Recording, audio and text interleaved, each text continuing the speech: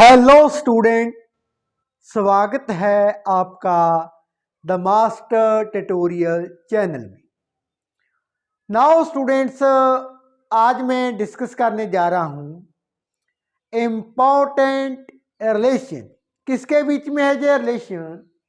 Relation between linear and angular displacement.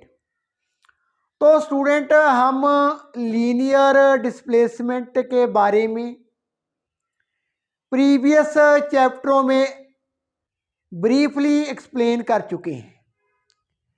Displacement, linear displacement क्या होती है? Distance covered by the object in a given time of interval along a specific direction. किसी खास दिशा में किसी object के जरिए स्पेसिफिक डायरेक्शन में तय की गई दूरी, दैट इज डिस्प्लेसमेंट, विस्थापन। यहां पर हमने रिलेशन करना है लीनियर एंड एंगुलर डिस्प्लेसमेंट। तो प्रीवियस वीडियो में मैंने एक्सप्लेन किया था व्हाट इज एंगुलर डिस्प्लेसमेंट। तो एंगुलर डिस्प्लेसमेंट क्या होती है? यदि कोई ऑब्जेक्ट मूव कर रहा है इन अ सर्कुलर पाथ, तो उसका जो पोजीशन वेक्टर है with the passage of time sweeps out करता है and making some angle, that angle is angular displacement. Now students, further अब हम रिलेशन जानना चाहते हैं लीनियर एंड एंगुलर डिस्प्लेसमेंट में क्या रिलेशन होगा। तो इसके लिए आप looking on the board, consider that an object is revolving in anti clockwise direction about Z axis. तो ये हमारे पास एक ऑब्जेक्ट है, it revolving in anti clockwise direction. तो एक ऑब्जेक्ट है revolving about Z axis anti clockwise direction. आगे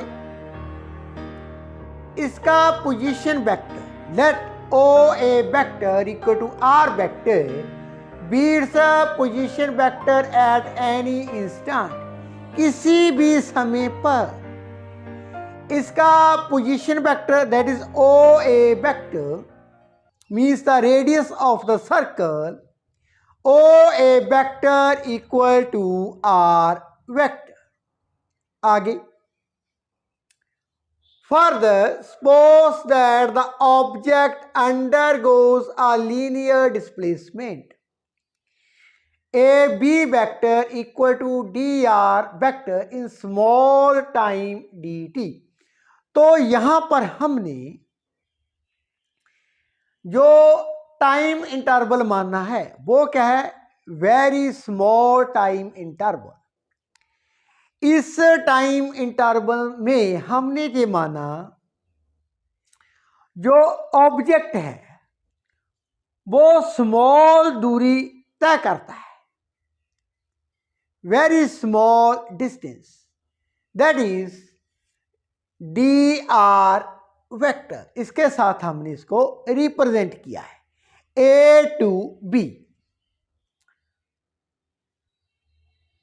वैसे तो देखा जाए ऑब्जेक्ट की जो डायरेक्शन है एट द ईच मूवमेंट वो क्या है? चेंज हो रही है, it's moving in the circular path.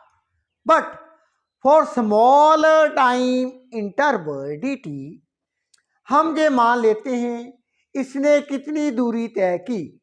A B vector equal to D R vector. तो स्टूडेंट्स अब एंगल कितना मानता है? Angle AOB that is equal to D theta. तो यहां पर मैं अब ट्रिग्नोमेट्री को यूज करने जा रहा हूं। तो ये जो एंगल आप देख रहे हैं that is D theta,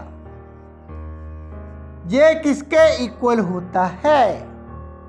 arc means A to B जो लीनियर डिस्टेंस है over radius that is OA। Now students D theta equal to AB जो हमारी आर्क है that is DR over OA कितना है? R। सो अब DR equal to RD theta. तो एक ये रिलेशन हमारे पास आता है DR that is the linear displacement किसके इक्वल है? Product of the radius means जो पोजीशन वेक्टर था multiply by D theta that is angular displacement. तो लीनियर डिस्प्लेसमेंट किसके इक्वल है? It's the product of position vector जो एनी इंस्टेंट पर था means the radius multiply by angular displacement. आइए आगे इसको वेक्टर फॉर्म में डिस्कस कर लेते हैं। Linear displacement and R is the position vector of the object at any instant means radius of the circle because the object moving in anti-clockwise direction in a circular path anti theta with angular displacement. इनको यदि हम vector form में लिखना हो, इनको हम vector form में लिख लेते हैं।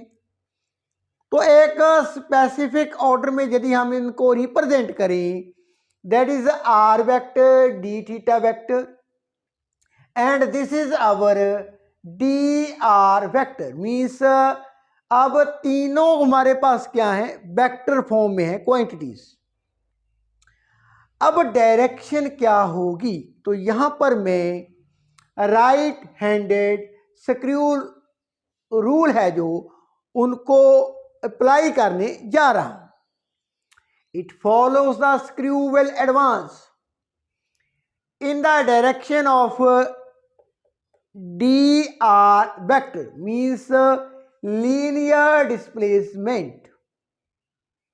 हमारे पास क्या है? राइट हैंडेड स्क्रू है, इसको एंटी क्लॉकवाइज रोटेट कर रहा हूं मैं। तो स्क्रू क्या है? एडवांस होता है, आगे को जाता है। सिमिलरली जो लीनियर डिस्प्लेसमेंट है DR वेक्टर, अब ये किसके इक्वल होगी? जब हम right handed screw rule apply करते हैं तो ये इक्वल होगी DR vector equal to when it rotated from d theta vector to R vector means d theta vector towards R vector। तो अब हमारे पास DR vector equal to d theta vector cross R vector. Screw को rotate किया anti clockwise direction में, आगे advance होता है। सिमिलरली अब DR vector linear displacement equal to d theta vector cross R vector. तो ये है हमारे पास relation in between linear and angular displacement in vector form। Now students आगे हम angular velocity and instantaneous angular velocity क्या होती है उसके बारे में जानेंगे। If you have any question regarding this topic you can ask me in the comment box. Thank you so much for watching. Please subscribe and like my page. Thank you.